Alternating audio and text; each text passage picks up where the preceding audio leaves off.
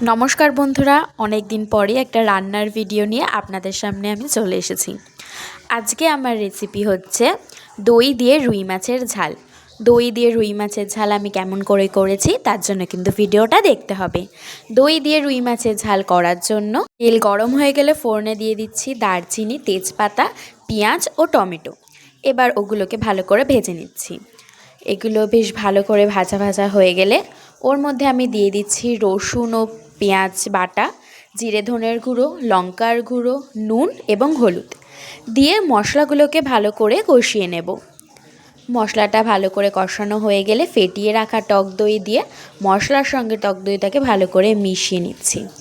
এরপর ঢাকনা দিয়ে রেখে দেবো কিছুক্ষণ ফোটার জন্য। ঢাকনাটা খুলে নিচ্ছি, দেখতে পাচ্ছেন এটা ভালোই ফুটে গেছে। এরপর ভেজে রাখা মাছগুলোকে একে একে দিয়ে ভালো করে কষিয়ে নিয়ে ঢাকনা বন্ধ করে আবারও কিছুক্ষণের জন্য রেখে দেব।